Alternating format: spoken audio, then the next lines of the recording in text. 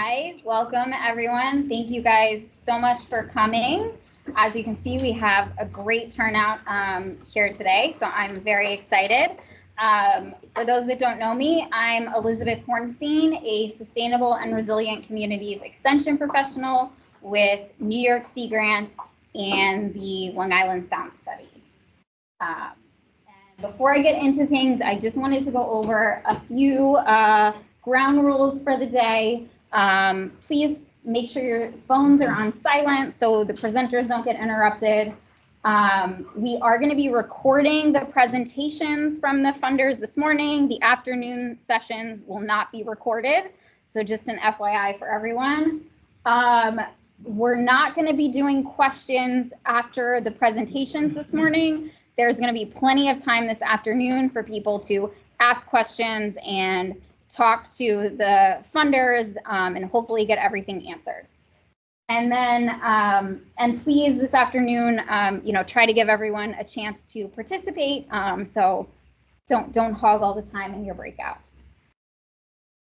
So on the schedule for today, I'm going to start us off by talking about resilience planning steps and resources. We have some presentations from the New York State DEC on the Environmental Bond Act and the disadvantaged communities criteria.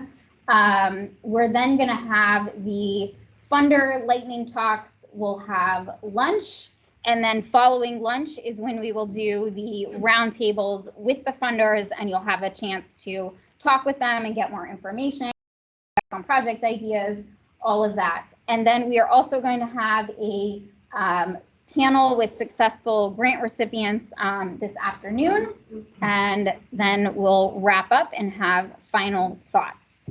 And before I get into things here, I believe we have a representative from Assemblyman Keith Brown's office here. I don't know where you are, but if you're here, thank you so much. So I just wanted to recognize you and say thank you so much for showing up today and participating.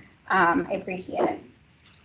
So for those that are not familiar with the Long Island Sound, maybe this is the first event or training that you have been to, I want to give an overview of what the Long Island Sound Study is and the Sustainable and Resilient Communities Program.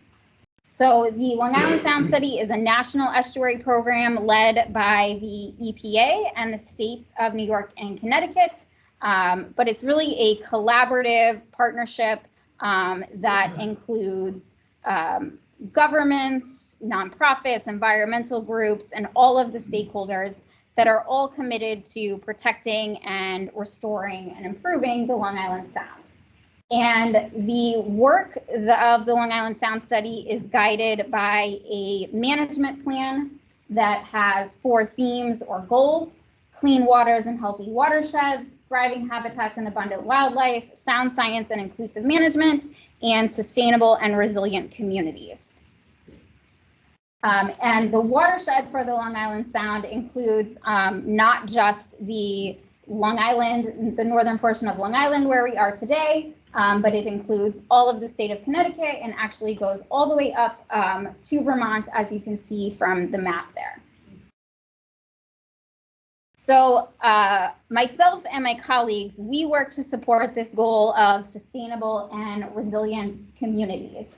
And I am one of 5 Sustainable and Resilient Communities Extension professionals that is working with communities around the Long Island Sound in these coastal areas to help communities plan for and adapt to a changing climate.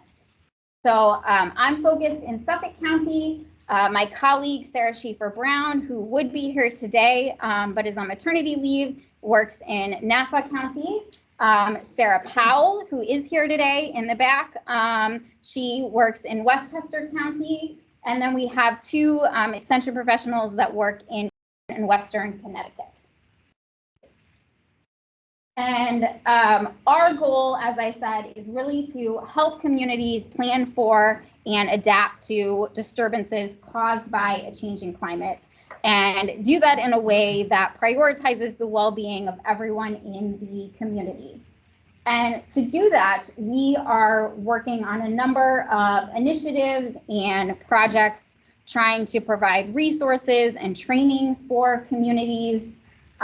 We are also have some programs that I'm going to talk about in a second where we're trying to break down some of those barriers that prevent implementation of resilience projects and initiatives to get more of those implemented.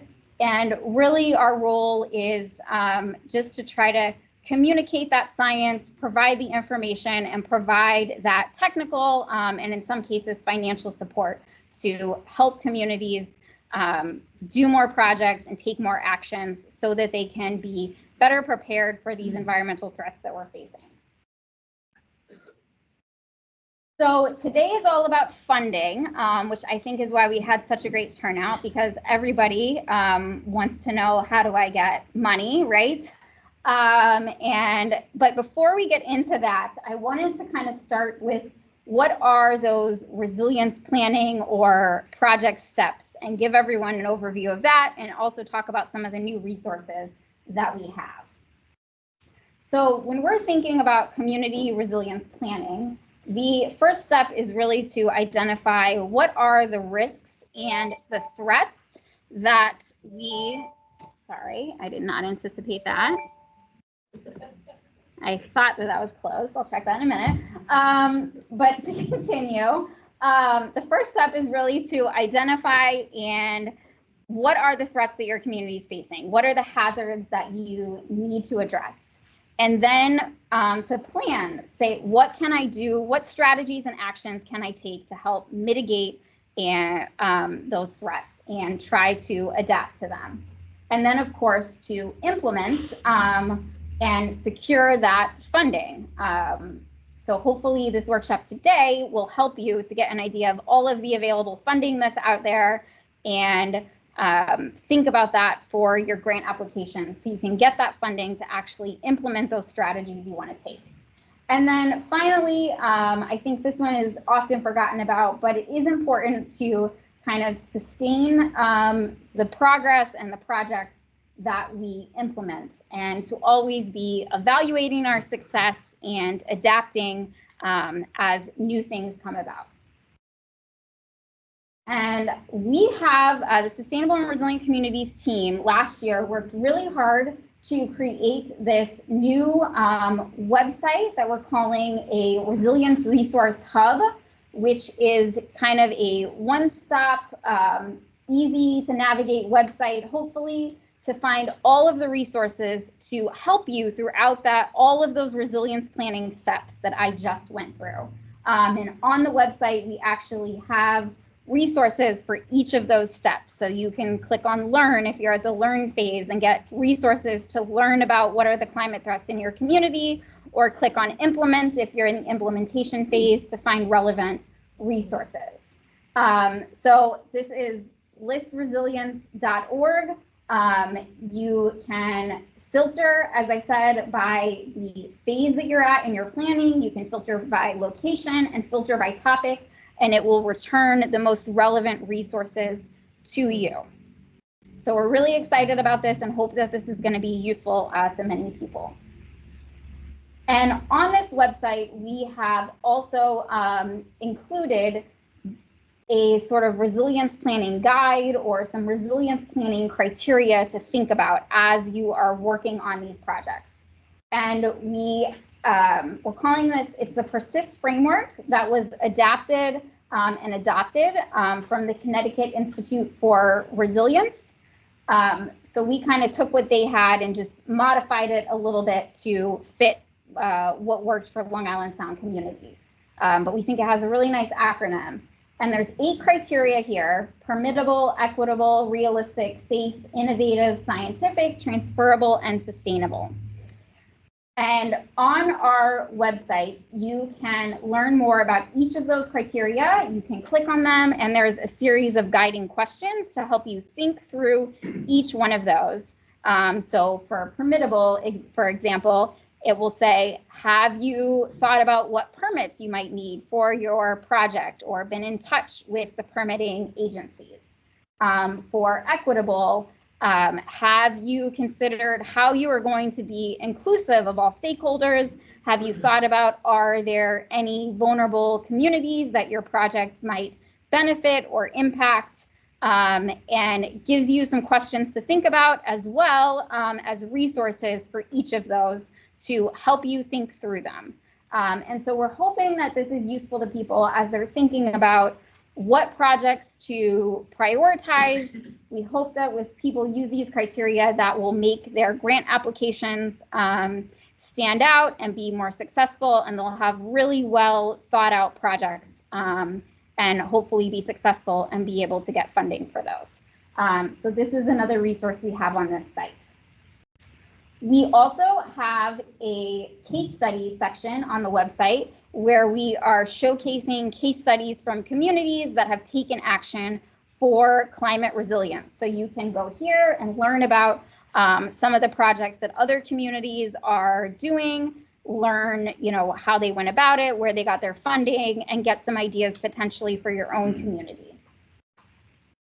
And then we also have a funding database. So you can go here to find all of the relevant grant opportunities that are out there. There's filters here that you can use to look for grants that are just open or upcoming. To if you're a municipality or local government, you can check, grants for local government and municipalities, and it will return those relevant results. So this is another feature that we're hoping is going to be very useful to people and help them to identify grants that work for their projects and their organizations. And, the reason that we are here today talking about funding and that we want to encourage everyone to start doing this resilience planning is because right now there really is historic funding out there available for resilience projects, and we want people to capitalize on that funding. So we have the bipartisan infrastructure law, which includes over $40 billion for resilience project funding, as well as additional funds for other environmental projects. The Inflation Reduction Act also includes money for resilience and environmental projects. And then, of course, the New York State Environmental Bond Act that we recently voted for also includes historic funding for New York State for resilience projects. And you're going to hear more about that in just a few minutes. So, and I apologize, I saw somebody trying to take a photo and I flipped too soon on that page, but I will be sending out all of these slides. They will be emailed to all of you afterwards, so you will get them. And so to help people kind of try to capitalize on that funding, the Sustainable and Resilient Communities team has been thinking about how can we help municipalities and communities provide that support so that they can take advantage of these opportunities. We know everyone has limited capacity and limited time, so we've been working on how can we break down some of these barriers that are preventing people from submitting that grant application and getting that funding. So we have a couple of programs. One is a grant writing assistance program. So we are, you can apply to us to get funding to work with a contractor of your choice to develop the grant proposal for you. So if you don't have time to write that grant yourself, you can get funding from us to bring on a contractor to have the contractor develop that grant proposal for you for whatever grant that you want to go for. And we have funding up to $9,950 per application for that. And there are some handouts around the room on that program that you can take and you can learn more on our Resource Hub website as well. And then the second program that we just launched last fall is the Resilience Planning Support Program. And this program is really to help communities that are in those early stages and are trying to figure out, what do I need to do to address these climate threats in my community? Or what even are the climate threats in my community? So it's kind of that first step in the process to help get you ready to then go apply for grants. So we launched that last fall. It's currently closed, but we did have a great response, especially in New York, and are hoping to award a number of awards very soon We have an RFP out to bring on contractors to work with all these communities that apply to our program so that they can get support with that early planning and hopefully then be prepared to go on to do some really great projects. We do anticipate, though, that we will be opening another round of this in the fall of 2024. So that's something to think about if you're here today and your community or organization is just getting started. Definitely learn from the funders about what money is out there for the future. But if you're at those early stages, think about potentially applying to our planning support program when we open that up again. Okay, and that is, I know that was a little fast, but hopefully everyone got that. As I said, I'll be sending out all the slides. So that is all for me. Now we are going to have Susanna Randall come talk about the New York State Environmental Bond Act. And I'm sure you guys are all interested to know what is happening with the Bond Act and how all of this money can potentially get to you. So Susanna, I'm going to let you take it away. You can use the clicker or the computer, should work, whichever you prefer to flip. Great, and then you want to use this as a email. Which is the recorded one? That one? No, it's not. It's recording just through the computer. It should be picked up. Yeah. Okay. Great. Yeah. So I'm going to just see. Do I need this, or are we good? Or can you hear me in the back? All right. So I'm going to put this down because that makes it a lot easier There you go. than juggling all the things, right? Let's see. So I go juggling. Let's see here. All right. So good morning. Happy rainy day Thursday here. Hard to believe we're already toward the end of March. So I'm Susanna Randall. I'm DEC's Chief Resiliency Officer, and really most of the days the Bond Act czar. So I have the great fortune of working with lots of different agencies and entities to really roll out the Bond Act. And so I'm going to give you kind of the lightning speed version overview of it, and I'll be around afterwards. If you have questions and so forth. There's also, before I start, I brought these kind of handy one-pagers, which have some quick facts about the Bond Act to try and level set or get everybody to the same level of knowledge. So we said the floor is there. So in a nutshell, the Bond Act is $4.2 billion. It's historic. It's the largest environmental bond that we've had, which is pretty awesome, I think. I'm a little biased, background in green infrastructure and nature-based solutions, so actually very biased in terms of the resilience piece. In the legislation, there are 4 buckets or baskets of goods, as I like to call them. They set aside in those 4 categories $1.5 billion towards climate change mitigation projects. That includes things like the electric school bus, zero emission school bus vehicle program that's out on the street, open for applications now. Green buildings, there's a Cleaner Greener Schools program that's out right now. And I'll talk more about some of the other programs that are out there or they're up for public comment as I move forward, just to give you a little flavor of what's in that bucket. And there are other programs in that 1.5 billion. I'll give you a website at the end, but all of this is on the Bond Act website, and you can drill down a little bit further. So really more about awareness. There's $1.1 billion, that's at least $1.1 billion for restoration and flood risk reduction projects. So that's habitat restoration types of things, really focused in on resilience, looking at watershed-based approaches to how we really protect our communities and as we move into a changing climate, changing conditions that we see all around us. There's up to $650 million in the Bond Act for open space and conservation projects. So that could include things like farmland protection, acquisition, recreational infrastructure. And then there's at least, I went out of order there a little bit, if anybody's reading with me, at least $650 million for water quality improvement and resilient infrastructure projects. And some of those programs have already rolled out, and I'll touch on them in just a second. There's another $300 million that is not specifically allocated in the Bond Act, and that really, as we move forward and move money out the door, we'll see where that lands, but it'll be pushed into that flood risk reduction and restoration category or the water quality category, according to the letter of the law. That's what's in the Act itself. There are 4 priorities that the authors of the Bond Act really considered and really put forth as they draft this legislation, and as we all, most of us in New York voted for. Updating infrastructure, helping us be more resilient. So whether that be gray infrastructure or green infrastructure, really the underpinnings of our economy, of our lifelines, of our communities, right? Protecting natural resources, I would argue, also our infrastructure that protects us, that it gives us amazing resources, whether it be physical or mental health or community resources. Advancing environmental justice. This is an underpinning, really comes from the historic CLCPA, the climate law, Climate Leadership Community Protection Act, which my colleague Alana will talk a little bit more in a moment, that passed in 2019. So we're looking at these historically disadvantaged communities that have been left behind, that have been seen historic underinvestment in. And so the Bond Act dictates that we're going to invest in those communities with a minimum of 35% of the Bond Act funds benefiting those communities, with a goal of 40%. And that's true across other programs that the climate law touches across the state.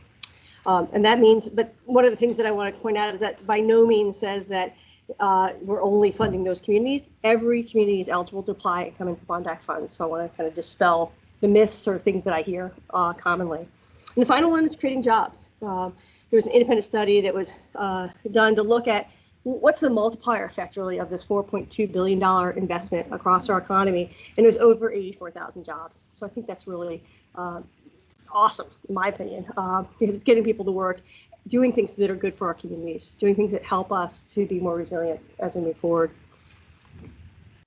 One of the things that we did over the last year, you kind of wonder, we passed it in November 2022. What are we doing? Well, we went around the state and heard from folks, solicited project survey ideas about how people and communities thought the Bond Act could be best spent, how we could invest these dollars, our tax dollars, to benefit New Yorkers.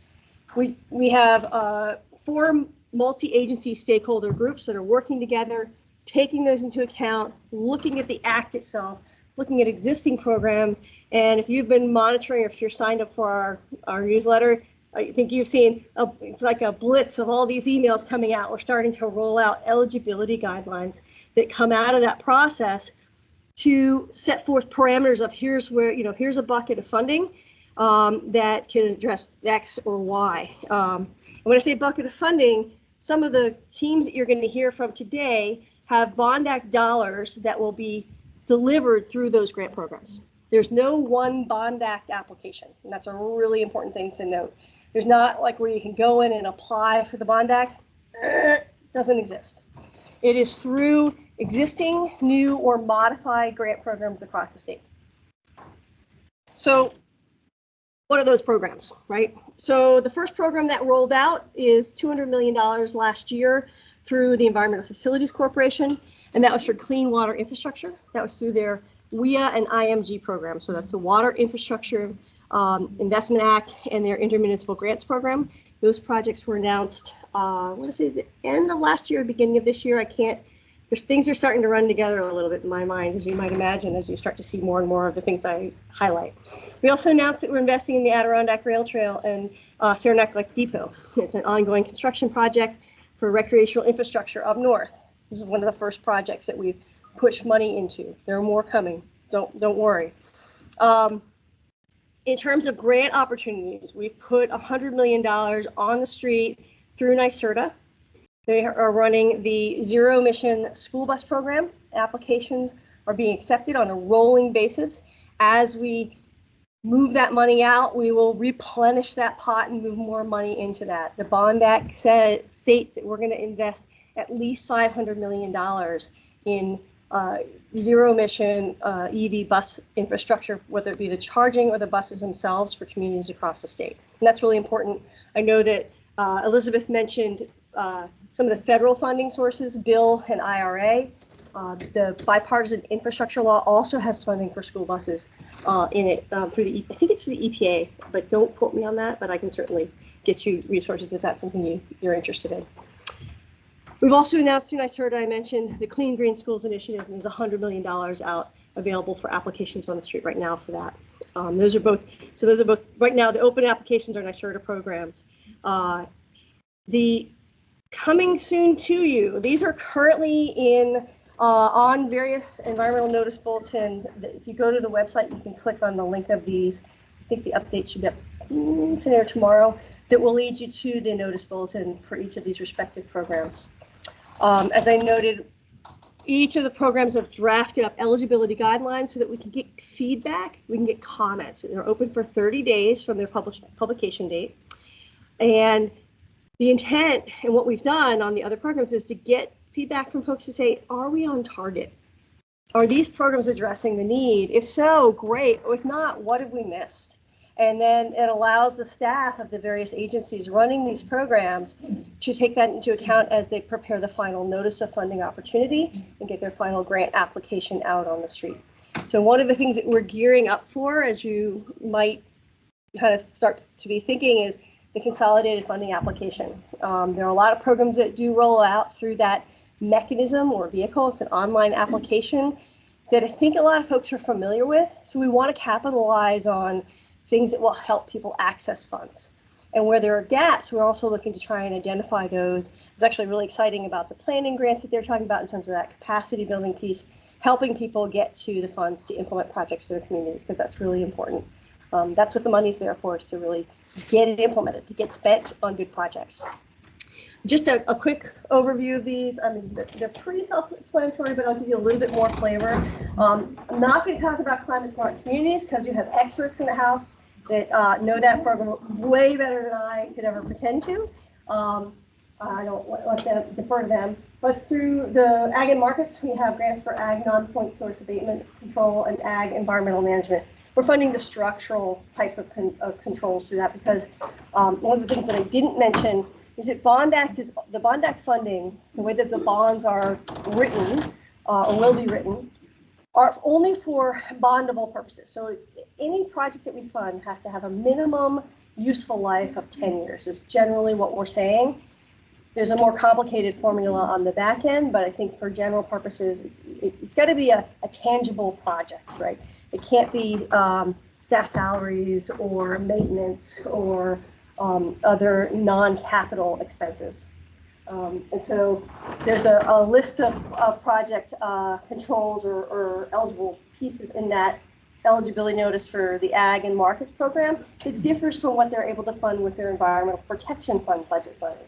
And so they're going to be combining those funds in many of these programs to offer a broader range of funding across the board. Water quality improvement project program grants. Right now, the stormwater project, municipal stormwater project language is up. By the end of the day, there will be 3 more areas that are up. There's a bunch of these that are getting published this afternoon, or actually should have been published, I'm thinking it's Wednesday. Should have been published late yesterday, so there are more coming. Grants to reduce flood risk through removal or repair of state-owned dams. There's also a program targeting municipal dams, and there's also a program that's looking at dam removal and culvert right-sizing. So some different ranges of types of projects to address the different types of applicants and the different types of projects that are impoundments upon waterways. Flood control projects is one that's more specific to a capital investment through DEC. There are existing flood control projects that are riverine that the governor included in her budget and her state of the state to direct some of the funds towards repairing those facilities that are really critical for community resilience and safety, public health and safety, really. The Green Resiliency Grant, Water Quality Infrastructure and Resilience, is a new program through EFC. So it's about stormwater, about green stormwater, and about transformative projects. So I'd encourage you to take a look at that. That's not something that has come before. It's kind of like the Green Innovation Grant Program, but not, if that makes sense. It's a spin-off, really, with state funds from the Bond Act. And then this is the one I mentioned that's rolling out today. Excuse me. So the municipal dams piece, the aquatic connectivity, and then I failed to mention a moment ago, the fish and wildlife habitat acquisition, restoration, and enhancement projects. And that's a new program that's rolling out. So I would say take a look at that. It's not something that you've seen before in grant offerings from DEC. It's going to be supported through Bond Act funds. We're going to keep working on looking at where those needs are. One of the things that I would say is please get on our mailing list.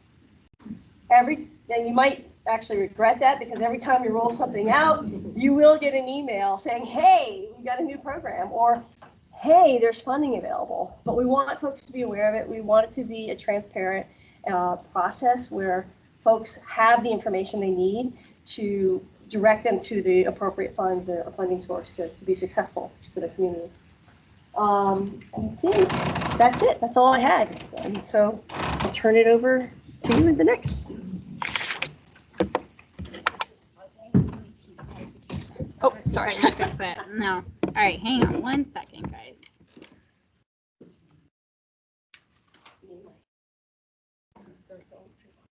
Let's see if I can figure this out.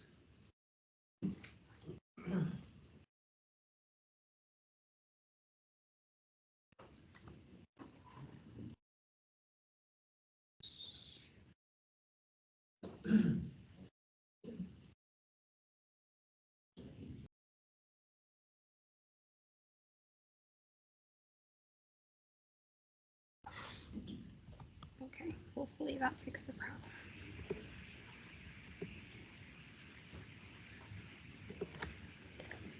Okay. Next up, we have Alana Kettle-Tucky. Hopefully I said that right.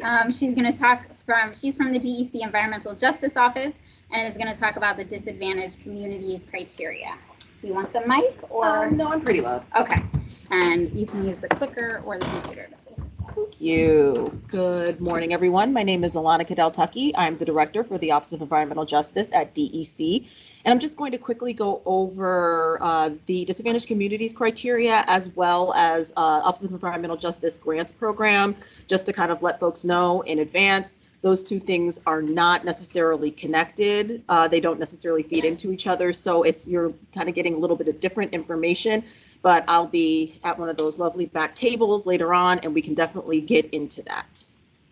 So this is just a quick description of the disadvantaged communities criteria. As everyone knows, the Climate Leadership and Community Protection Act was passed in 2019 with the goal of reducing, getting our greenhouse gas emissions to 80% of 1990 levels by 2050. Another part of that was defining disadvantaged communities and to kind of center climate justice. It might be 85%. Centering climate justice as a key part of the legislation.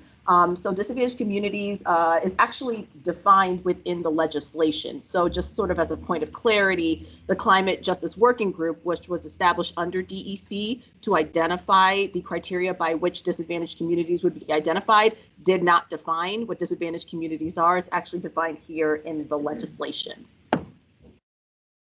So the purpose of defining and identifying disadvantaged communities is to make sure that communities that are historically overburdened and have been underfunded have an opportunity to be recognized, and also to make sure that these communities are being targeted for co-pollutant and greenhouse gas reduction, as well as receiving at a minimum 35% with a goal of 40% of the benefits of investments in renewable energy and energy efficiency projects.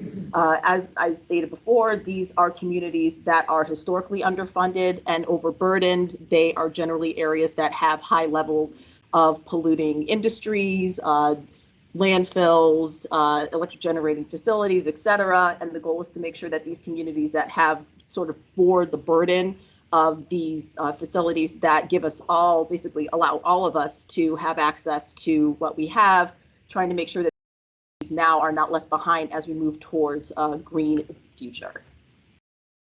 So this is just the sort of like a very brief Climate Justice Working Group timeline.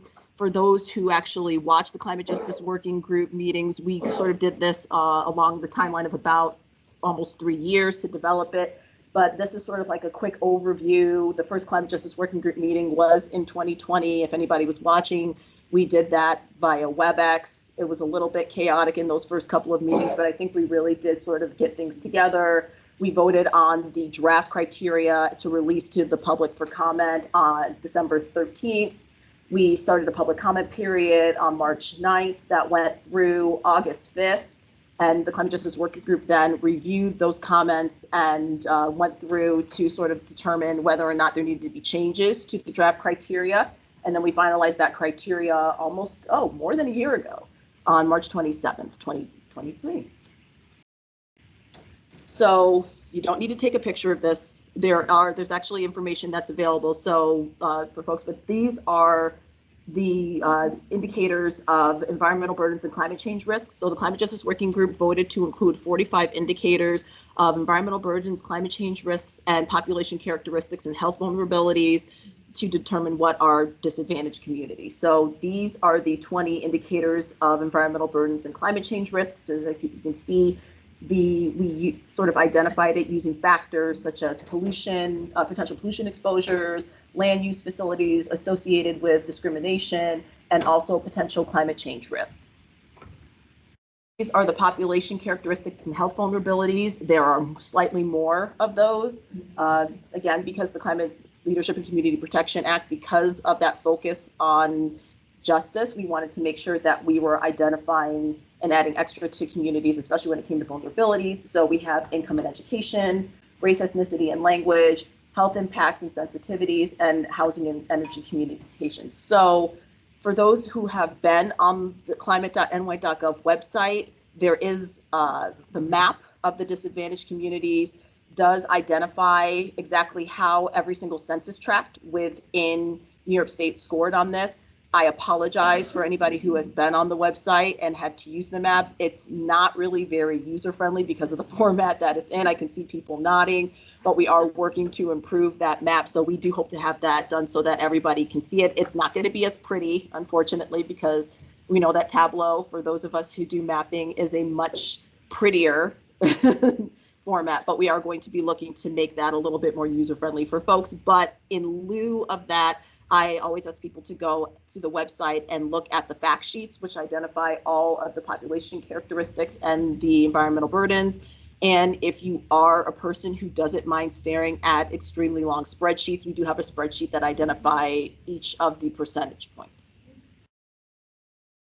So, and as folks know, or may know, the Climate Justice Working Group is required to review the disadvantaged communities criteria on an annual basis to determine whether or not there need to be adjustments made. So the working group will actually be meeting on May 24th to start that process of reviewing the disadvantaged communities criteria.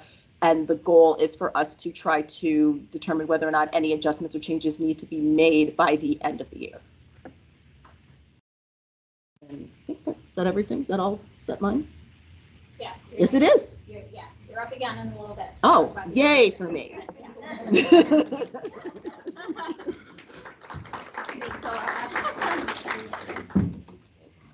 Okay. All right, so now we are going to get into our funding lightning talks. So this portion is going to give you, we have 10 different speakers or funders here today talking about more than 10 different grant programs. So they're going to give you an overview of their programs. And then this afternoon at the lunch, after lunch, they'll be at the roundtables and you can talk with them further. And something I forgot to mention this morning is all of our funders have little blue dots on their name tag, or should. So if you see someone with a blue dot, it means they are one of the funders that is here today representing a funding agency. Okay. And my colleague Sarah Powell is going to be helping me to facilitate this session while I step out in a little bit and set up lunch. But I'm going to kick us off here. We are going to get started with Amanda Basso. Thank you. Okay, Amanda Basso to talk about the Long Island Sound Futures Fund. All right, thank you. And I think you and all speakers, I will be here. I'll help keep you abreast of time. Cool. All right. I am also loud. Am I loud enough? Yes. All right. All right, if you don't want to use, I'm going to just I'm going to turn this off. I'm going to keep this, we have a couple mics. So I'm going to keep this one here for any of the presenters that do want mics, but if you don't want it, that's fine. Hi, so I'm Amanda Basso. I am the Northeastern Regional Director at the National Fish and Wildlife Foundation. And some of you may know my former colleague who retired a week and a half ago, Lynn Dwyer, who has run our Long Island Sound Futures Fund in partnership with the Long Island Sound Study for the past 20 years. So I'm standing in, but I am familiar with the program and I hope to tell you something you don't know, but that you may all be very familiar. So real quick, the National Fish and Wildlife Foundation is a national nonprofit working foundation. We were created by Congress 40 years ago for the purpose of pooling and leveraging public and private money. So we don't have any money of our own. We manage other people's money. We put it back out on the ground for conservation. In this case, the Long Island Sound Futures Fund, we managed that program in partnership with EPA, the Long Island Sound Study, and then we actually have a couple of other funders as well, the U.S. Fish and Wildlife Service, the U.S. Department of Agriculture's Natural Resources Conservation Service, and a corporate funder, Zoetis Foundation, is funding in the Long Island Sound now as well. A couple of things, probably the most important things I'm going to tell you are, that's the website where you can find our active request for proposals, and they are due May 13th. If you remember nothing else, remember those things. You'll also find on this website there are recordings of webinars that have happened. So you can watch a recording, and if you are not patient and don't want to watch the recording, the PowerPoint presentations are also there.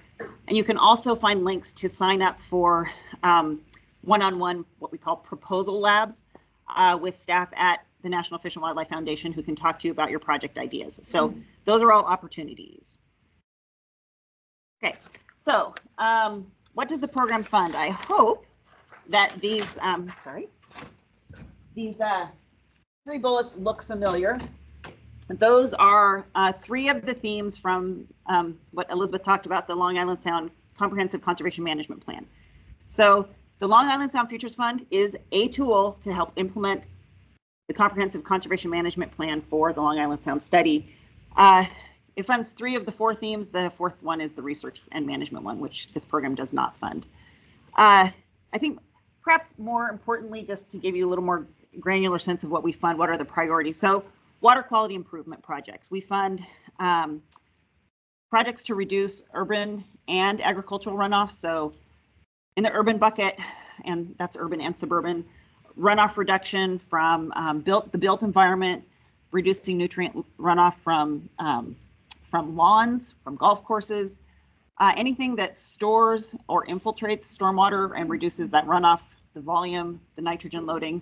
Those are great. Green stormwater infrastructure projects. On the ag side, pretty similar. I'm often astonished by the similarity between urban stormwater management and agricultural stormwater management, but really anything that's going to reduce runoff of pollution or volumes of water from farmland, those are eligible as well. This is kind of a new investment area for this program, so we're interested to see more different kinds of projects, but a lot of the soil health practices for agricultural projects are eligible. Happy to talk to you about that. And then wastewater treatment plants is actually, wastewater treatment is a unique funding area for the National Fish and Wildlife Foundation in this program, but we will fund installations of on-site wastewater treatment, septics, that kind of thing, package plants. And we also will do low-cost retrofits to wastewater treatment plants. In the habitat bucket, you can see it's really any kind of coastal habitat the program funds, so beach and dune restoration, tidal marsh, wetland restoration, coastal forests, and then aquatic connectivity. So that's the dam removals, but also the road stream crossings. So the right sizing culverts to reduce flood risk, to reduce pollution, to reduce erosion. Those are all eligible in the coastal boundary. If any of you are not from New York, different rules apply for the upper basin. And then community engagement and environmental education projects. So projects that engage communities in hands-on conservation, that try to deploy behavior change campaigns to help residents adopt more environmentally friendly behaviors, whether that's, yard maintenance or dog walking on the beach, whatever those might be. See what else. Okay, so when is the funding available? Now. Proposals are due. We run a competitive grant process. Okay, they are due now. You can see the funding ranges. I think the thing I want to really hit home here is that this program funds planning. So we can fund assessment, project planning, project design, and permitting, as well as implementation. There are different funding levels, so pay attention to that. There's a match requirement, half of what you ask. Real quickly, you don't have to see this, but know that if you go to that website, NFWF has other funding opportunities. And if you're eligible for a Long Island Sound Futures Fund project, it's always going to be less competitive to go through the Long Island Sound Futures Fund in this area. But if you want to go after the big money with us, we can help talk to you about that. So larger opportunities through these two programs. And then tips for success. So I did this workshop last week in Bridgeport.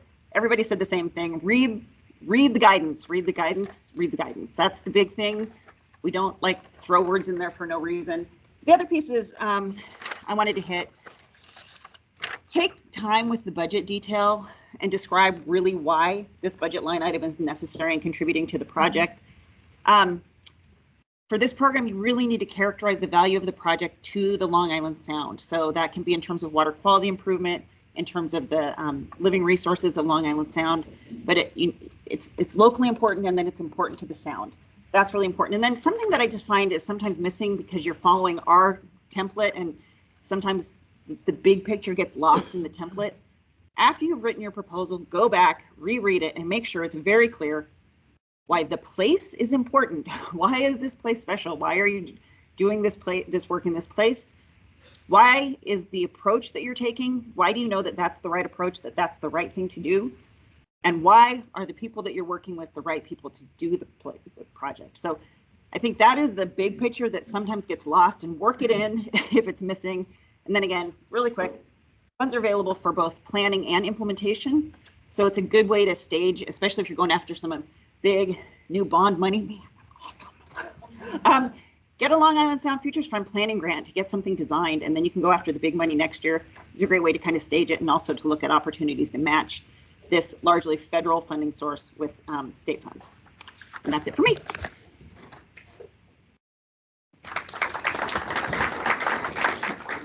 Okay, next up is Shahela Vega, Restore America's Estuaries. Can I just click on this line? Yeah. Okay, good morning, everyone. My name is Shahela Begum. I am the director of the Long Island Sound Community Impact Fund. I work for Restore America's Estuaries. It's a national organization that manages EPA and NOAA grants across different estuary programs throughout the United States. So the Long Island Sound Community Impact Fund, or LISCIF, is in partnership with the Long Island Sound Study to fund at least, for this round, it's 1.5 million, but we were just confirmed another round for 1.5 million. So altogether, about 3 million for the region. And this also comes out from bill funding, which indicates at least 40% of all federal investments have to flow through disadvantaged communities. So this project is for organizations who have historically never received federal funds, who have, refrained from applying from them because of barriers, because the process can be super intimidating. And we typically fund projects that are related to environmental justice issues within different disadvantaged communities. The other aspect of LISCIF is also the capacity building component. We do realize a lot of organizations who are starting out might not have enough staff. So really helping to support on things that you would need with like grant writing, creating a budget.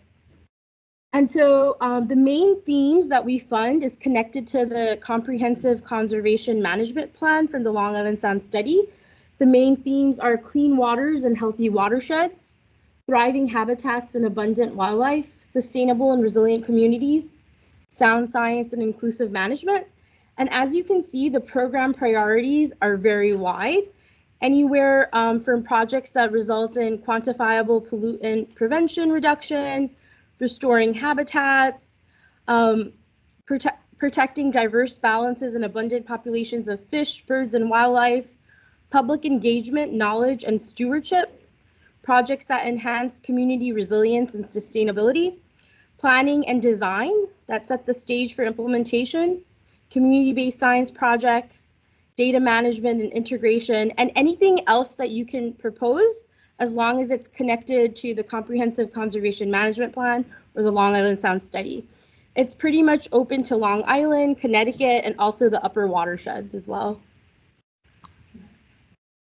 So the first round of funding is currently closed right now. This is a brand new grant program. This is the first time we're running it.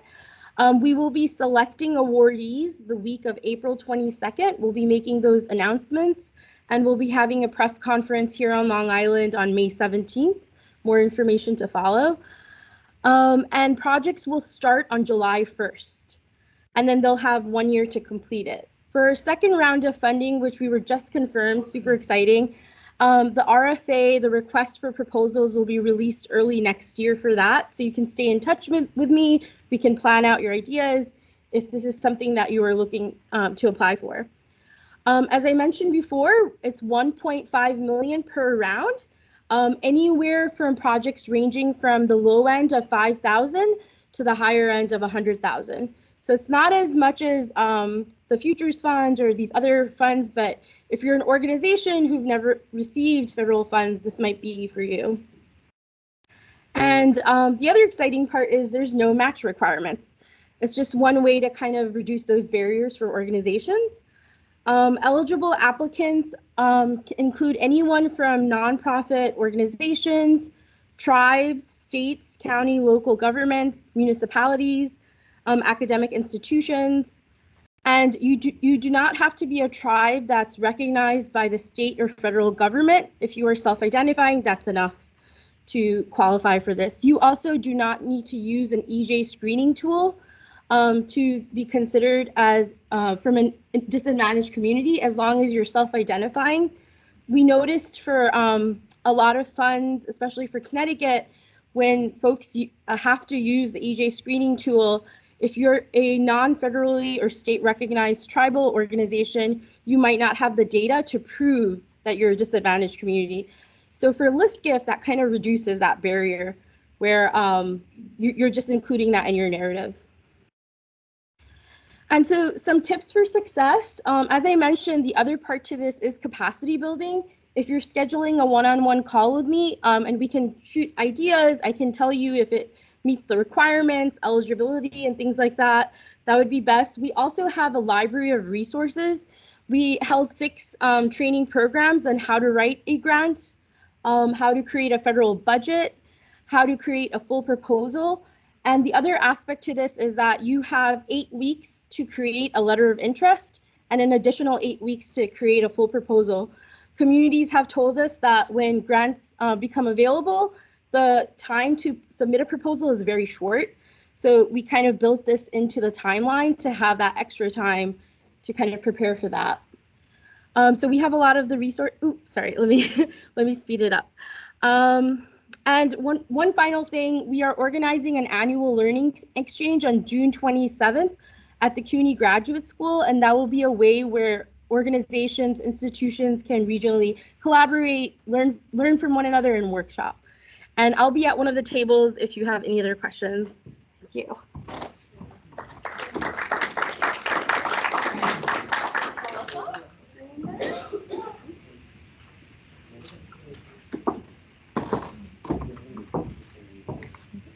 Good morning, everybody.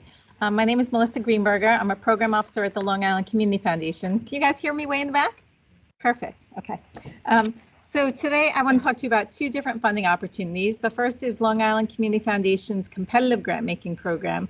And the second one that I'll talk about is the Long Island Sound Stewardship Fund, which is a funder collaborative administered by the Long Island Community Foundation.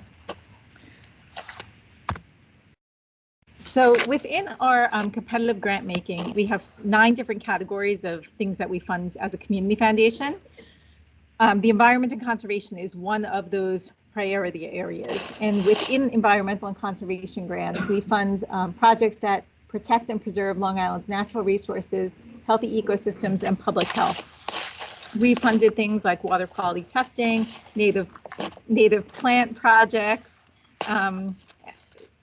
mammal studies, anything really that fits under natural resources, healthy ecosystems, and public health. And I can talk more about it at the roundtable after.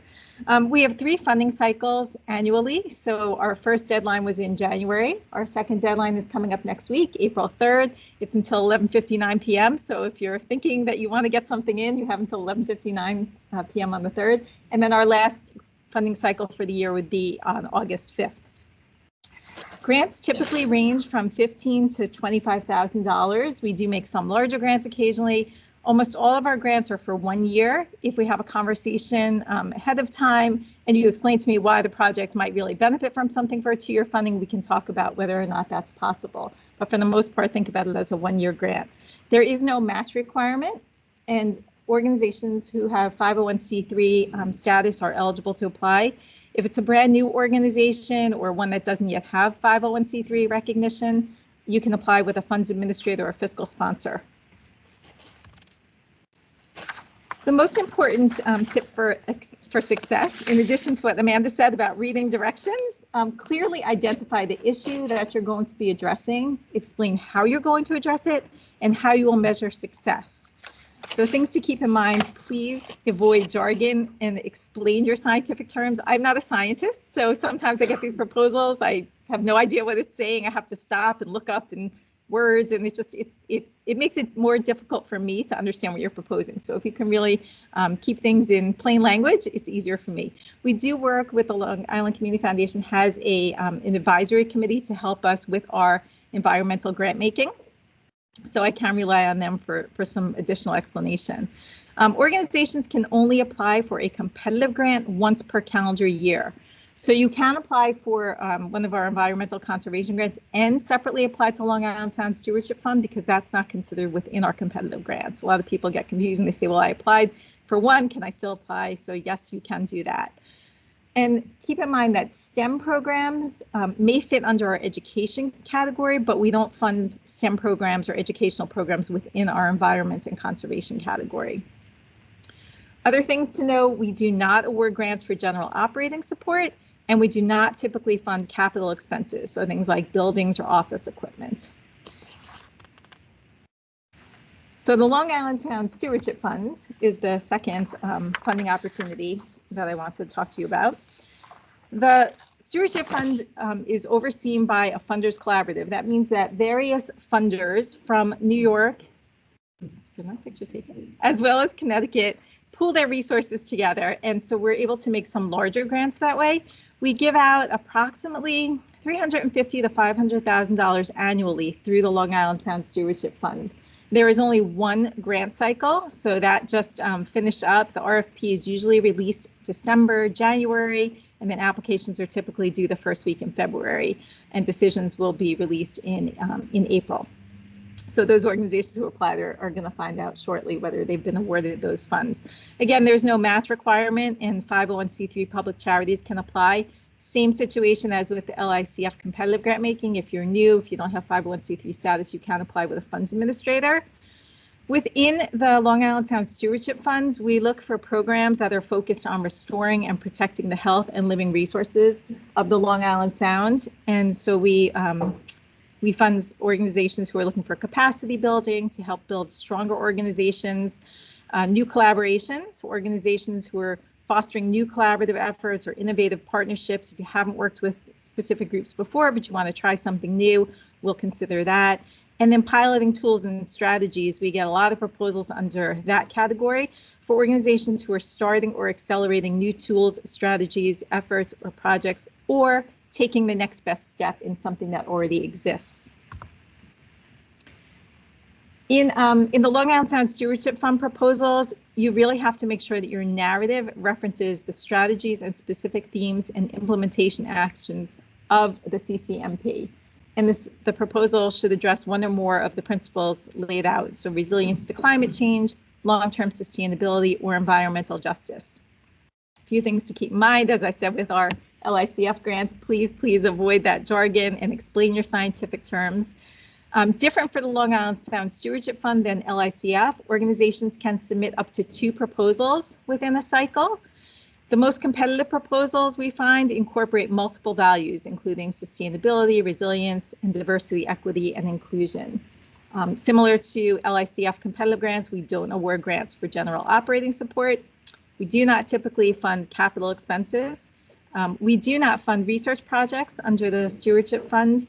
And like I said, something just to keep in mind, it's a funder collaborative. So you can go on the Long Island Sound Funders Collaborative website and you'll see all the different partners involved in this. And so you might have connections. If you're in Connecticut, you might work with a Connecticut organization. So I would say reach out to them. If you're on Long Island, there are various funders here. And so you might have a contact with one of them.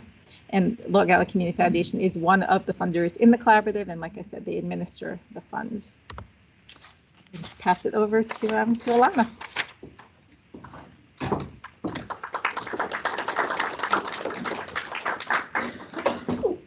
Going up there. Hi, it's me again. So I'm going to talk a little bit about the Office of Environmental Justice's Environmental Justice Grants Program.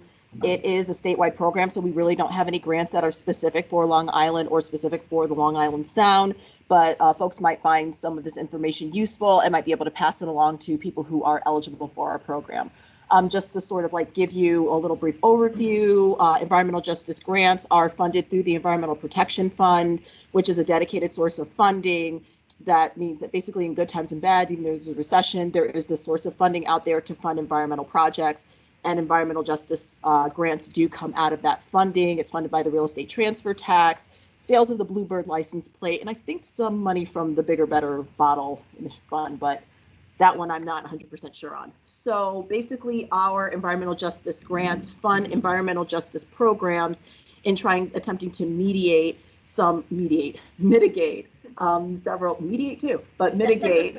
environmental justice harms that have occurred in these communities. So we're talking about pollution, soil contamination, water contamination. It kind of like runs the gamut. We have multiple grants. I don't think there's enough time for me to go over all of them, but you can definitely visit our website to see exactly what we cover. The main grant that we get a lot of attention for is our Community Impact Grant. That's the grant that actually also has the most restriction on it. But that grant kind of covers an entire wide range of items to the point where I can't even tell you necessarily what it doesn't cover, simply because you can typically use it for a whole wide range of issues. So our current cycle right now is that our grants are designated to assist low-income communities. So our priorities for that is basically to make sure that we are getting rid of all the money.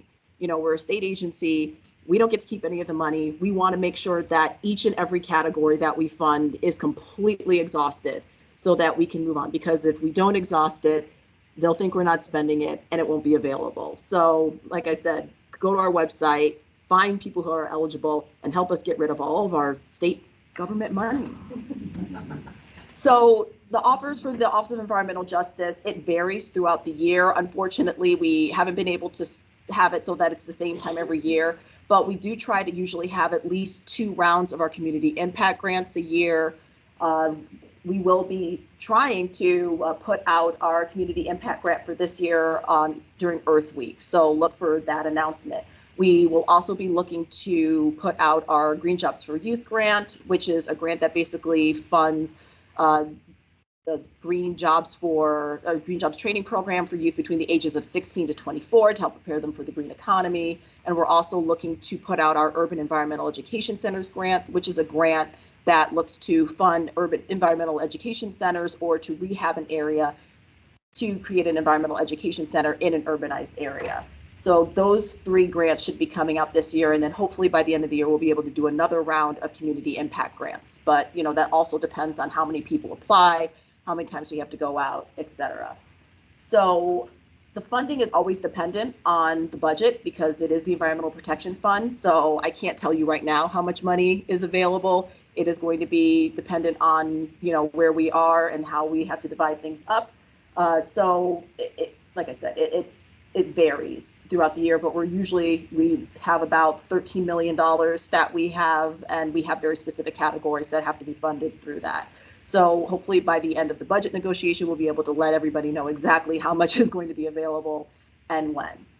There are no match requirements. And like I said, it's for community-based organizations. Eligible community-based organizations are either community-based organizations that are in environmental justice communities or directly serve environmental justice communities. So we do allow for community-based organizations that are technically outside of EJ communities, but serve those communities to be eligible for our grant funding. For the community impact grant specifically, the language limits the eligibility terms so that an organization that has more than an annual income of $3 million is not eligible for our grant funding. But we do have other grants where we're sort of allowed to play with those eligibility concepts. But for that one, that's very specifically written into the legislation. So we haven't been able to sort of play with that just yet. Oh, I'm sorry, I hit the wrong button. And so tips for success, these are very simple, but basically the minute we say that our grant is open, start your application. I can't tell you the number of times we have opened up the, well, it's not the Grants Gateway anymore, but that's what we were using previously, to see people still actively working on their applications with 5 minutes left to submit. The application deadline is 3 o'clock, typically on the day that it's due, and you cannot, there are no exceptions. If it's not in by 3 o'clock, it is not getting, you're ineligible automatically. So I tell people, start immediately. Even if you're not sure that you are eligible, even if you're not sure you're going to finish your application, just get in there and start it, because you don't want to be there at 2:55 trying to upload documents. You will not make it. It's also clear, I also want to make sure that, you have to have a clear identified program that you want to have funded. So while I said that we do kind of run the gamut when it comes to what we'll fund, we definitely want to make sure that it's a clear program and that it has very clear goals and a very clear timeline. Our grants are generally our contracts are 3 years. So it really does need to be something that can go for that 3 years, or even 2 years is fine, but it needs to be a very clear timeline and very clearly defined. We always tell people to look to partner with other organizations, institutions, or even municipalities. If we have municipalities here who are aware of these community-based organizations, look to partner with them to help them with this. We know that, again, our grants are targeted towards much, much smaller organizations that usually can't avail themselves to these larger grants, don't have grant writers. So we want to make sure, so if you are a larger organization that maybe isn't eligible, partner with a smaller organization that is eligible to sort of help them through the process. And also, definitely don't skimp on the narrative. You can never say too much about what you do and who you are. We really do need to hear that. A part of the requirement is that you are an EJ organization or you serve an EJ organization. So it's not bragging if you tell us about all the good work that you've done. We need to hear about it. Otherwise, we're going to be a little bit iffy about whether or not we're going to fund you over another organization. And for new applicants, like I said, the one thing I definitely want to emphasize is that complete your application about a week before it's due. Like I said, I cannot stress this enough. I cannot count the number of calls that we've gotten with people frustrated and upset because they've missed the deadline. Complete it a week before it's due so you can identify any errors, because if there are any global errors, it will kick it back and you will not be able to submit it. I am not the administrator for our grants program. The administrator for our grants program is much, much nicer than I am.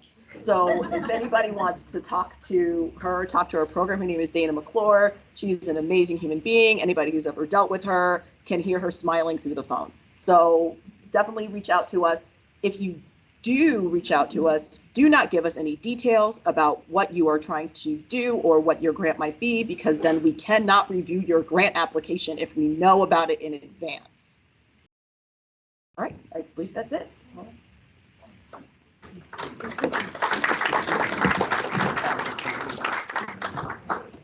you, Alana. Next up is Mike.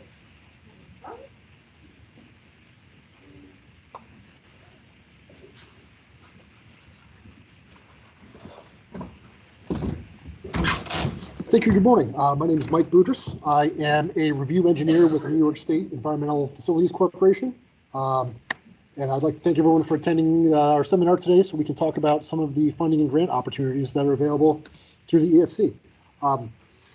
In lieu of the second page of the presentation, I sort of inserted a canned presentation that we already have.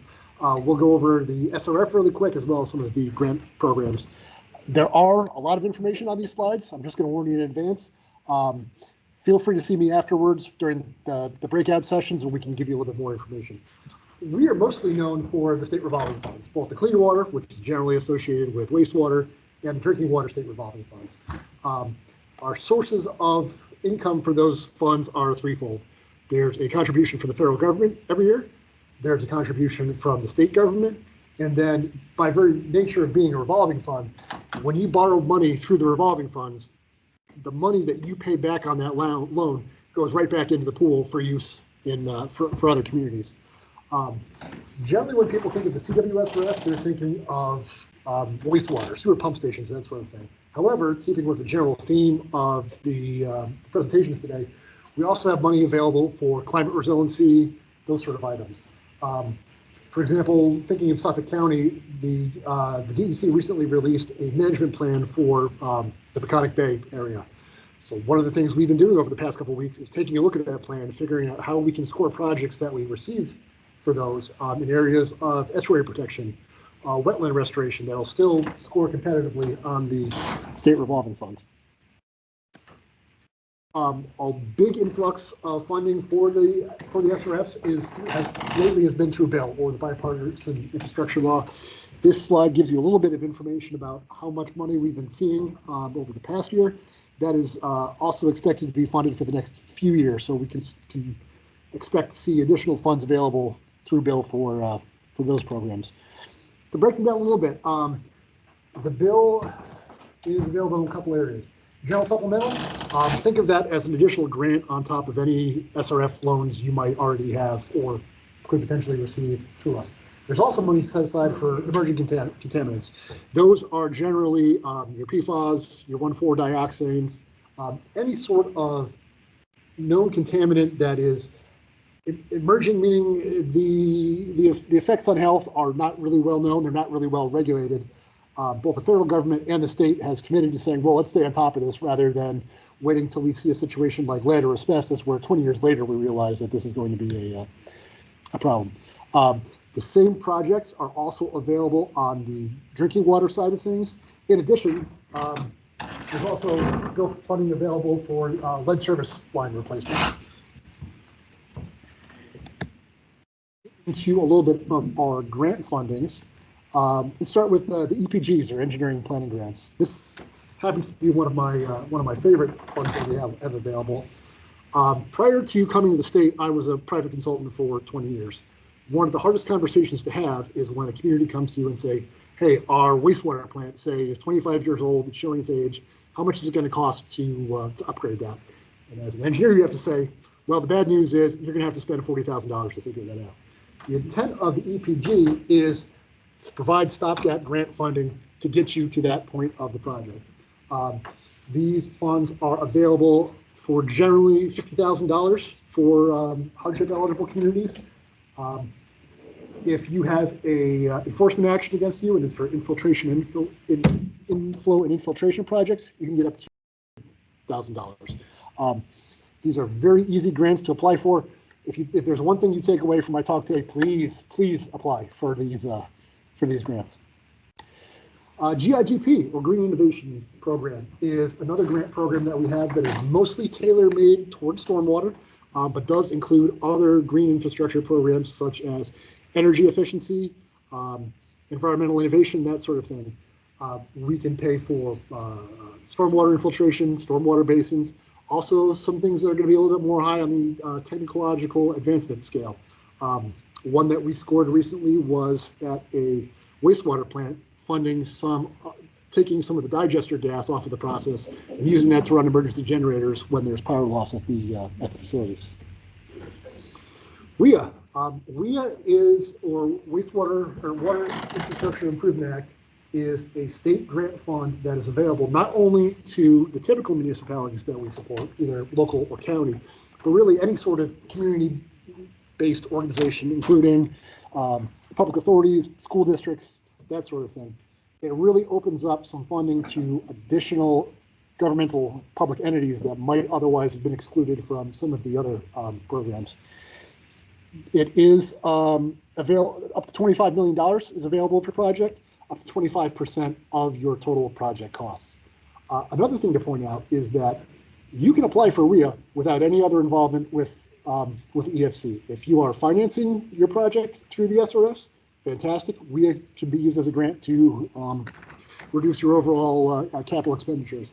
If not, well, then if you have a $10 million project and you get $1 million from WIA, fantastic. You can continue to use your other funding sources, but use WIA to take some of the edge off, so to speak. Lastly, we also have intermunicipal grants available. These are targeted for communities that are working together, say that share a wastewater system, share a trunk sewer, that sort of thing. Funds are available. The one thing I will caution you on is that we do need an intermunicipal agreement in place between the various public entities prior to application. Other grants, we don't necessarily need that. For example, if you want to be listed on the SRF and you've not developed a map plan report, you don't have a sewer district yet, that's not a problem. It is if you don't have an IMA for when you're applying for an IMG. Now, to bring things home, most important tips for success. Please list and apply. I can't tell you how many communities that I've spoke to that say, well, you know, we have a project, we were thinking of applying for an EPG last year, but we just got an EPG 3 years ago. We didn't think we were going to be competitive. We don't look at that whatsoever. Our grant programs are competitive. At no point, however, are you competing against yourself or what you've done in the past. If you have a project that has a connection to water quality, either drinking water, wastewater, or where does wastewater go? It goes into our streams and rivers. So if you can justify some sort of connection with water quality, you're eligible for financing either through funding, either through financing, excuse me, or grant programs with the EFC. When you apply, please include supporting documentation. The listing process for SRF to be listed on the IUP, which I can get into a little bit later for people that are interested, is due on June 14th. Similar to other programs, at 4 o'clock on June 14th, everything's closed. You can't, there's no more information to be provided. I would much rather get a funding listing application and have to go through all of this documentation that you've provided me saying, don't need it, don't need it, don't need it, then have to go back and ask after the fact, because sometimes we can ask for clarification. If you say, forgot to include an engineering report, that's not going to score very well. We can't do much about that. Also rely on your EFC team. When you have a funding application in with EFC, you're going to be assigned a project team, including an engineer, such as myself, an attorney, program compliance, and a financial analyst. If you have questions, and they oftentimes come up, particularly as you're navigating the various funding process, please pick up the phone, give us a call. We can always help you out. Lastly, a lot of our programs are either zero interest or low interest. Oftentimes, communities shockingly don't realize how big of a boon that is. They might say, well, your funding program looks appealing, but we're going to have to jump through a couple extra hoops. Yes, but a couple interest points, particularly as everyone knows interest rates, what they're doing today, that can be millions and millions of dollars over the period of loan. So I want to wrap things up. Again, I'll be sitting at the Navy color table, I believe, later. Please stop by and see if we have any questions. Thank you for attending. Right. Next up is Julie Valinsky.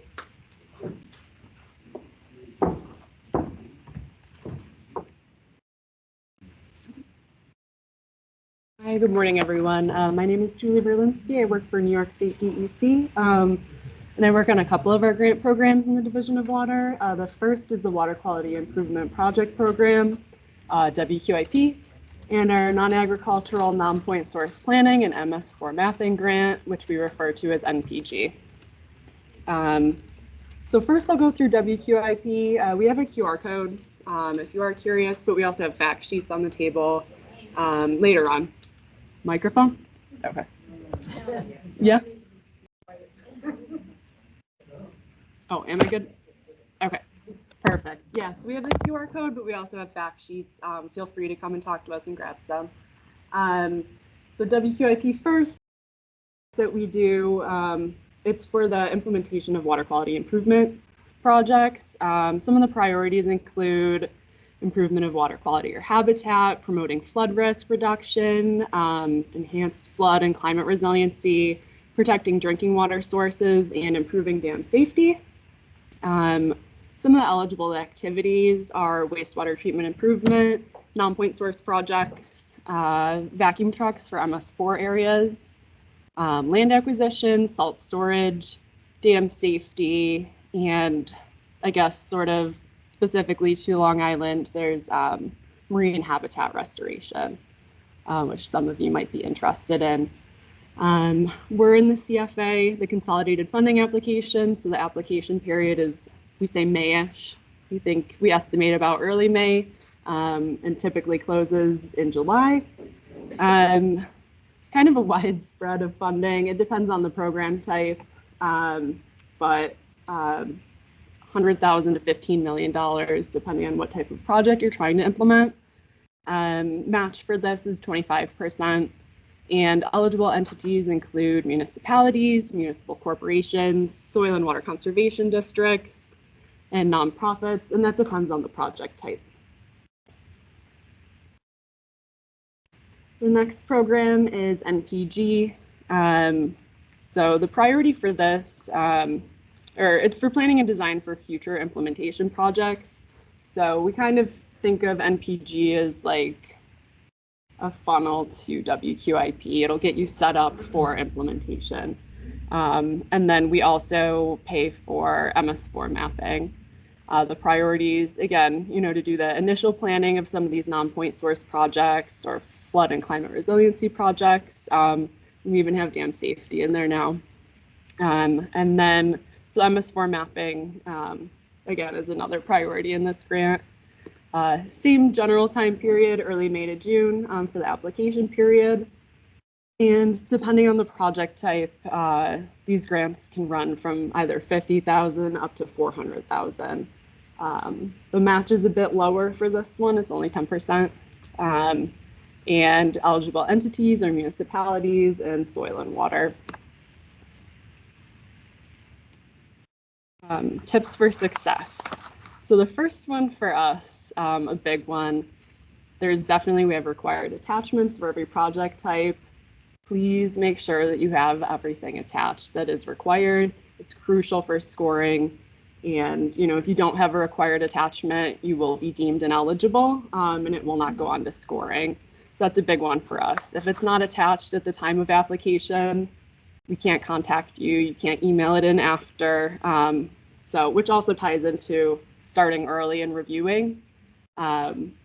If it's before the due date, you do have an opportunity to reopen your application, edit, add your attachments. But unfortunately, after it closes, we can't help you with any of that. So if it's missing, it happens every year, but we try our best to get the word out. And we also have this user.water email. If you have any questions about the attachments, program requirements, just email us. There's 4 of us monitoring that inbox, and we're happy to help to the extent that we can. 3 things that you should keep in mind. Again, start early and review the program overview. There's a lot of information in there. And again, feel free to ask us any questions. And if you are approaching deadlines, I know there's one application was submitted 3 minutes before it was due. We see the emails come in. It's giving me anxiety, but start early.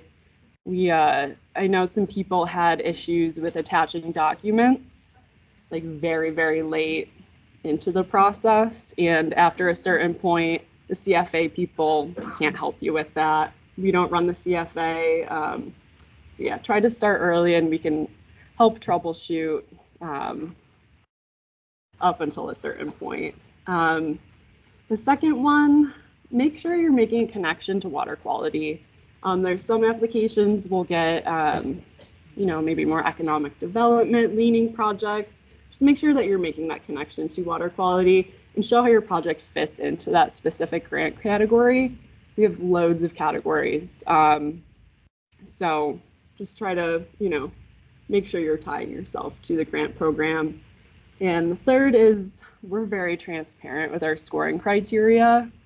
You can pretty much go through and try to self-score and see where you fit into our priorities for that year.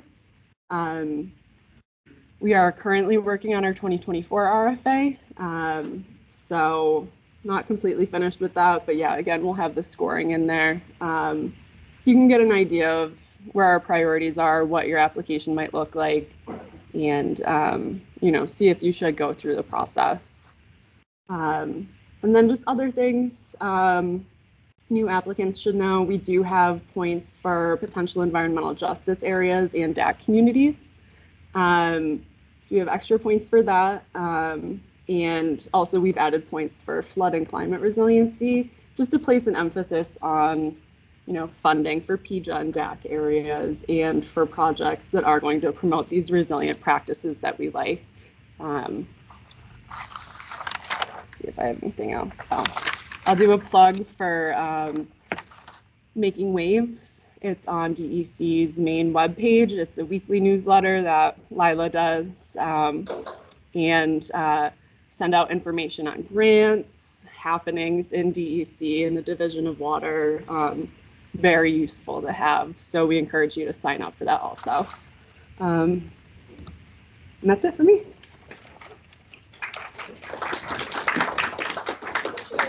All right, next up is Jennifer.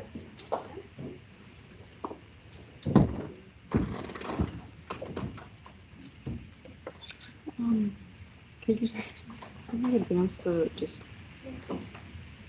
this one? So you can either hit the arrows or. Okay. Okay. Sorry.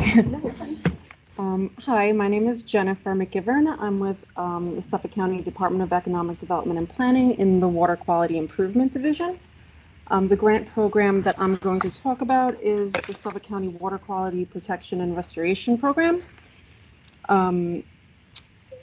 So what I do, among other things, in the Department of Economic Development and Planning is I administer the WQPRP grant program, and this is funded with 0.25% sales tax dollars.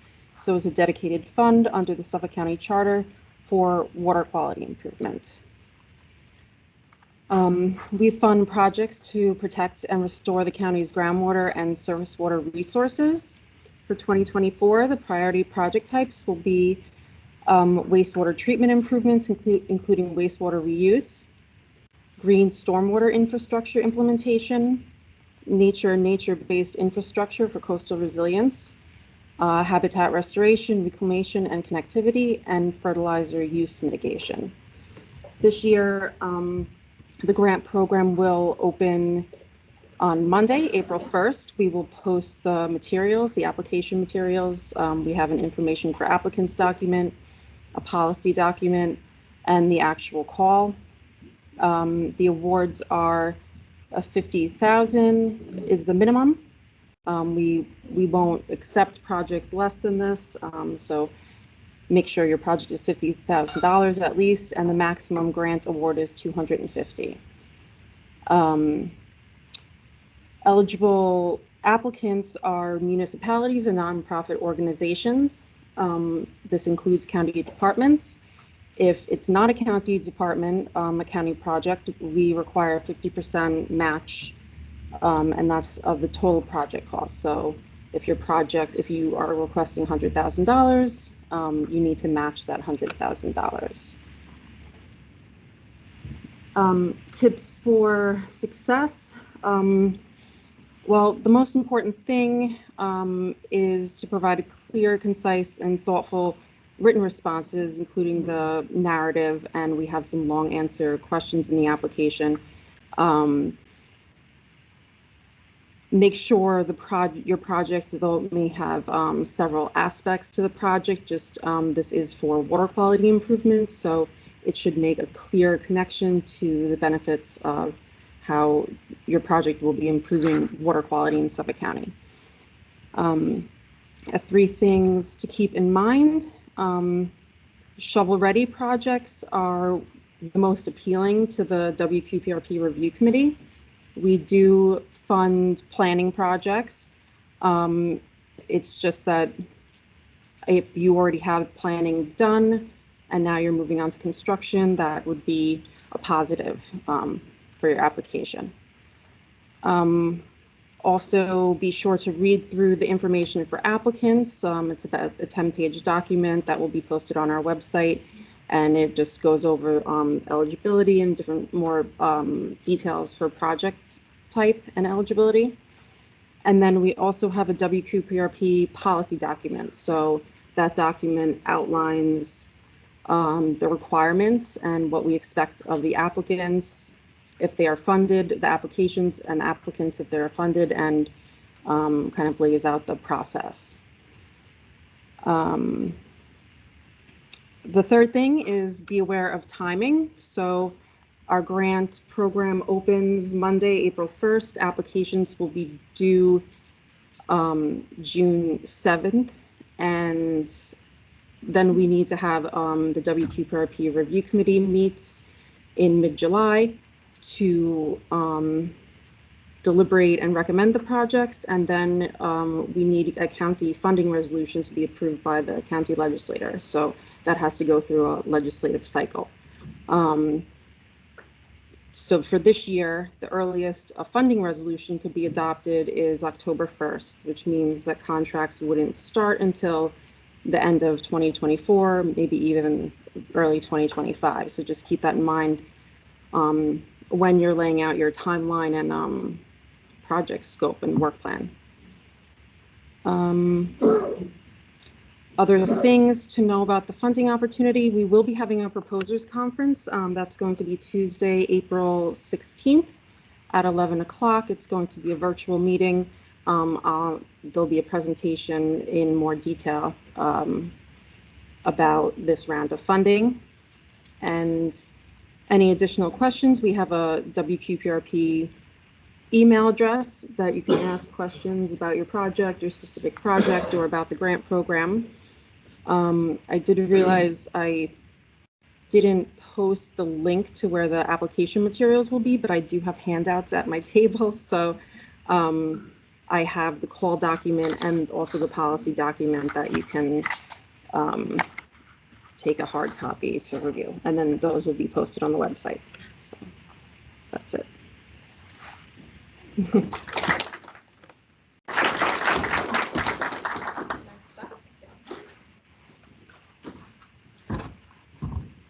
Good morning. I'm Mark Lowry. I'm the Assistant Director of the Office of Climate Change. I'll start by telling you that Susanna Randall lied when she said that the experts on this program were here today. In fact, they are not. They weren't available, so they told me to come down and talk about it and not to make any mistakes. So we'll try to do that. The Climate Smart Communities program is managed by the DEC's Office of Climate Change. We are mandated under law, the Environmental Protection Fund statute, to provide funding to municipalities, and by that we define municipalities in this case are defined as cities, villages, counties, and towns. So really local governments to do things like greenhouse gas inventories and other mitigation planning, greenhouse gas mitigation planning, adaptation projects and planning, and mitigation of greenhouse gas emission reductions outside the power sector. So although we can't give you money to put solar panels on your town hall, we can do things like fund sidewalks if they're going to reduce vehicle miles traveled as a clean transportation project. And we are particularly interested in funding this year adaptation projects that might not be covered by the Bond Act. And I'll talk a little more about how we're going to interact with the Bond Act in a moment. We are in the consolidated funding application like the WQIP project, so we anticipate a release of that RFA as part of the CFA in early May. I believe the tentative deadline is July 25th. It's usually the last Thursday of July, and I think it's usually 4 or 5 o'clock. And as other people have said, when that hand strikes the top of the hour, the system shuts down. None of us can do anything if you have not already hit that submit button. So don't dilly-dally, as they say. Get your application started. Based on the governor's executive budget, and we don't know how that will finally wash out after the budget negotiations, but based on her executive budget, we're anticipating making $12 million in Environmental Protection Fund funds available through the Climate Smart Communities Grants Program, and another $5 million coming from the Bond Act. So essentially the Bond Act, Susanna mentioned the climate change funds that are in the Bond Act, and $100 million of that is actually designated to go through the Climate Smart Communities Program. So we're going to start that by putting $5 million in this year. That is not something you really have to worry about. That will be transparent to you as an applicant. We will decide as we are doing the reimbursement which pot of money your reimbursement should come out of, because we can fund some things under EPF, Environmental Protection Fund, that we cannot fund under Bond Act, because as Susanna said, the Bond Act has to be capital type projects, but that's not something you really need to worry about. Currently, a 50% local match is required. That can include in-kind. We are as liberal as the law allows us to be in interpreting what in-kind can be. So that can include the value of volunteer time even to count as the local match. There are discussions ongoing in the legislature now during the budget negotiations that could perhaps give us ability to reduce the match requirement for disadvantaged communities or communities of financial hardship, but I can't go into the details, and we don't know, again, what the legislature and the governor will finally agree to. You may not use state or federal funds as match. We sometimes have to reject applications because they've taken money from one state or a federal project and tried to use a program and tried to use as the match for our program, and that's prohibited. So we have to make sure that those are eligible. Even though the program is called the Climate Smart Grants Program, your municipality need not be a climate smart community. You don't have to be a certified climate smart community to compete in this program. You'll get a few extra points in the scoring if you are, a few points if you're a registered climate smart community, a few more if you are bronze or silver certified, but it is not a minimum requirement. You can consult on this program with Sarah Orrell. We have, our office provides through another tranche of EPF funding, climate smart community coordinators who are actually boots on the ground to work with municipalities. Sarah was here. There she is. She's one of the people who knows more about this program than I do, and she can help you with that. She is her employer is a consultant with us and under contract to provide direct assistance to municipalities participating in the Climate Smart Community Program. I would encourage you not to wait until the RFP comes out in May. You have fewer than 3 months to get an application ready, and there's a lot to do to get ready to meet all the requirements and make sure you haven't made any mistakes. So I would look at last year's RFP, which is still on our website, and we don't anticipate a lot of major changes. Start to think about what project you might want to apply for funding for based on last year's RFP, but certainly look at this year's RFP when it comes out, because there may be some changes. One of the things you have to be aware of is our program requires a municipal resolution. What we find sometimes is village boards may not meet in June, and you can't get that resolution signed because those folks aren't around. So think about the kinds of documents you're going to need, especially things like executive sign-off before the summer, if you can. School districts, fire districts, and other municipal corporations under the law are not eligible to apply, but they can apply, as can NGOs and other organizations in partnership with a lead municipality. But that lead municipality must take responsibility for implementing the contract that will be signed under the grant and making sure the work gets done.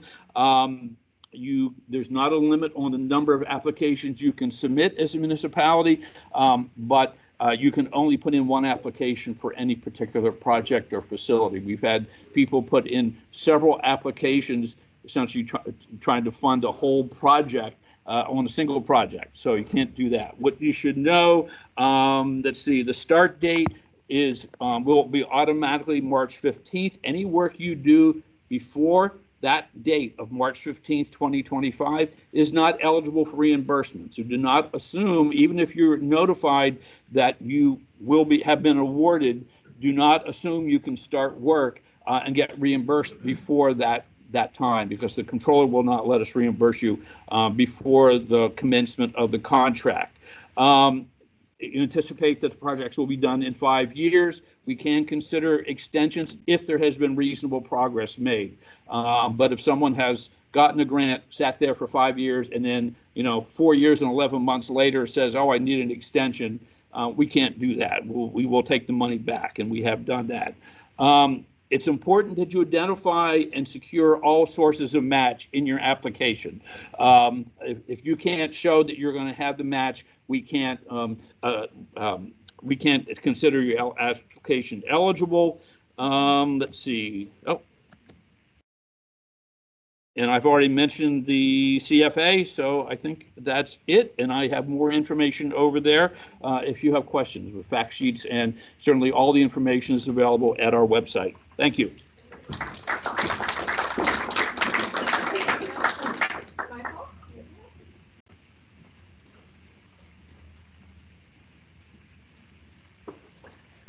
Morning, everyone. I'm Mike Fiorentino from Cornell Cooperative Extension of Nassau County. I work with Cornell Cooperative Extension as the Natural Resource Program Leader, but I also serve as the co-director for the Long Island Regional Clean Energy Hub. So the Regional Clean Energy Hub, it's a program that's funded by NYSERDA, but here on Long Island, it's also supported by LIPA, the Long Island Power Authority. We are one of 12 regional clean energy hubs across the state. We're all tasked with a similar goal of helping communities, residents, small businesses meet the goals of the 2019 Climate Act. The hubs were established in 2022, and we're now about a year and a half into the project here, where we're starting to see some of the awards from the work that we've been doing here. The project, we do have a goal of delivering about 35% of the benefits of these programs towards disadvantaged communities. Obviously, this is the program that's open to all Long Island residents to take advantage of the programs that we work with, the opportunities that we have available.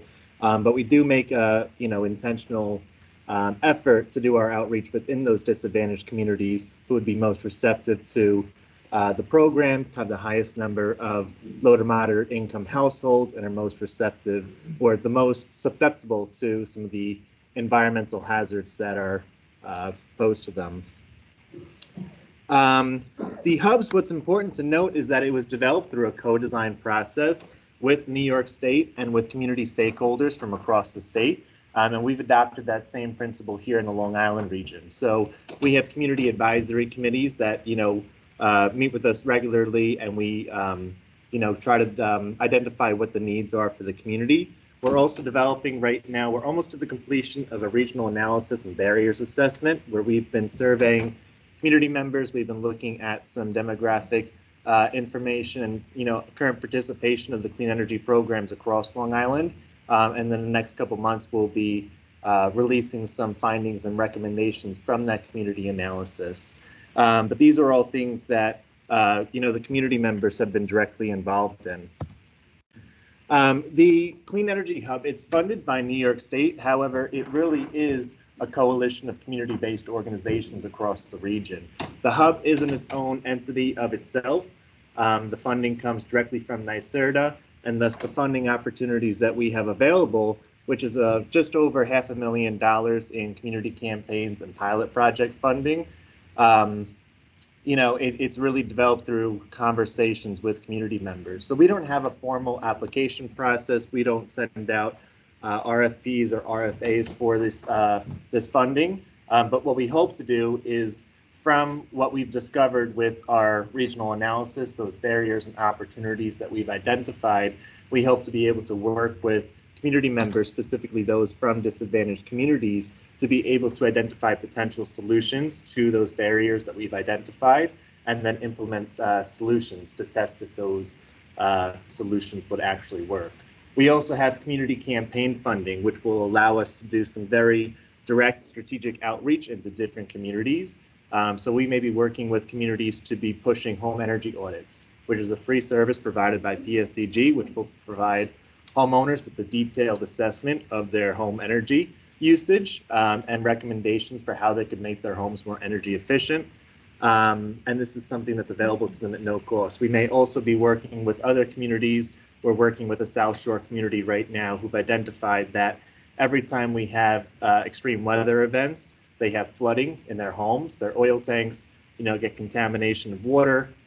The water gets contamination with oil. So we're working with those communities to be able to find a way that we can help those residents convert more to electric heat pumps. so that way they don't have that same risk every time there's extreme weather events. So one thing to do to be able to access some of this funding through the hub here, you know, whether you're an environmental organization, whether you're a municipality, a civic association, because we don't release formal announcements for these opportunities, you know, we encourage people to reach out to us and start conversations. We do a lot of outreach within communities within our own program here and amongst all the other organizations that are working with us on the project here. We do have our own networks, we do have strong ties within the communities, but we really want these project ideas to come from the community members themselves. So reaching out early, starting these conversations with us. You know, the hub, we still have to make recommendations to NYSERDA on how this funding is going to be used. They'll give their approval, but the benefit is that, you know, from these conversations between the hub and the community stakeholders, we've already identified potential projects. We know what projects are in line with what the state is expecting. And we could be able to get these projects out the door as soon as possible. And another thing that we are able to offer is that in addition to the community campaigns and pilot project funding that we have available, we do have a number of experts on our team here who are able to work with other municipalities, environmental organizations, civic groups, to be able to identify and provide technical assistance for other funding opportunities that they may be eligible for. Whether that's other state grants or whether that's federal funding opportunities, you know, we're able to assist with that. And using some of the information that we've discovered from our community benefits assessment, you know, we could help use that information as some, you know, backup documentation for your other grant applications, or find ways that we can leverage that information, you know, to really put some of these other projects to good use. So my contact information's here, but what I really would like everyone to pay attention to is our Energy Advisor hotline. This is available to all residents, small businesses, whomever seeking assistance. They can reach out, they can call us, they can email us, and one of our energy advisors will get back to them right away and start the process of helping them. So thank you. All right, so last but not least is Kim. Oh, there you are. Your state, Harvard State. You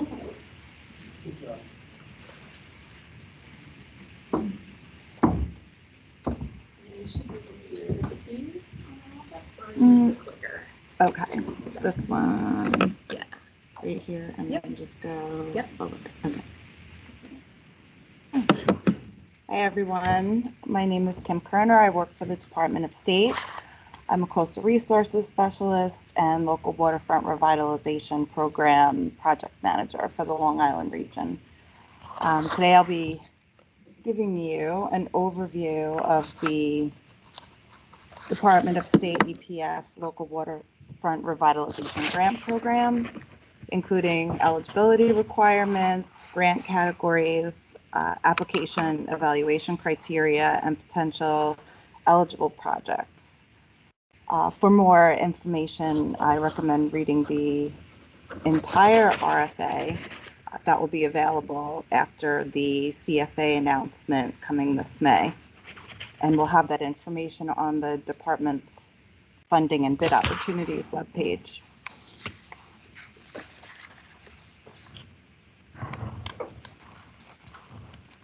The 23 grant round awardees were recently released. We had 47 community and waterfront revitalization projects that were awarded, totaling $16.4 million, with up to $2 million that was dedicated for updating existing local waterfront revitalization programs to be more resilient to climate change and climate risks. Those awards are available on the department's webpage, and I'll have those websites available later after the presentations. What is a local waterfront revitalization program? It's a comprehensive land and water use plan.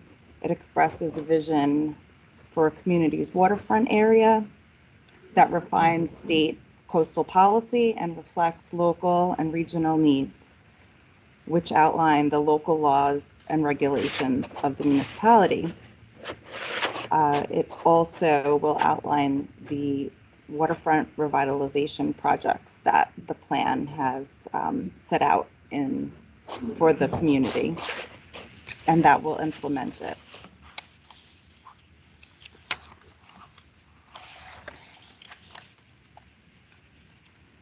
So the EPF LWRP program provides grants to villages, towns, and cities along New York's coasts and designated inland waterways. Counties acting on behalf of one or more eligible municipalities are also eligible to apply. Resources to help determine if your municipality is located in the coastal area or along a designated inland waterway are available on the Department of State Funding and Bid Opportunities webpage. The LWRP provides for a more accessible, sustainable, and resilient waterfront community. The department encourages applications that create public access and outdoor recreation and consider resiliency in the region.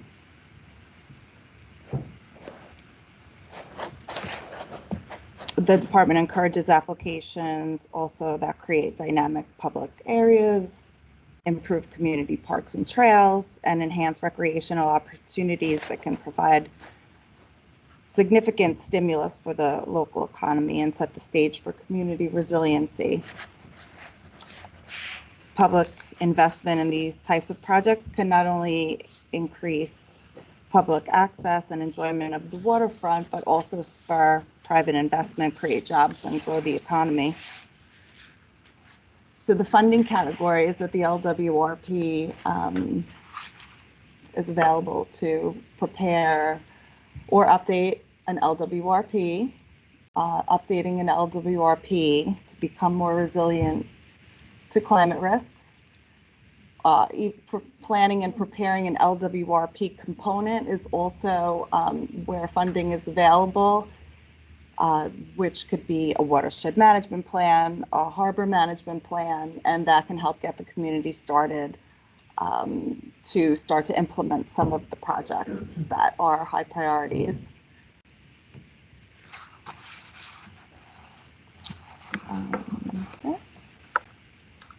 We do not have the priorities for this round of grant funding just yet. Again, they'll be available coming this May after the CFA announcement.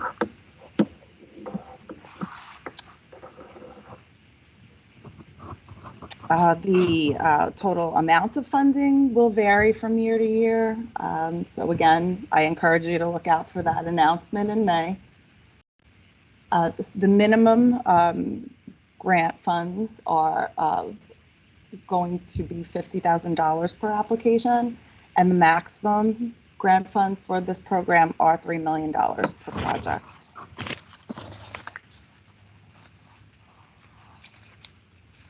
Applications can include either one planning project or one implementation project. Municipalities can submit more than one application per grant round.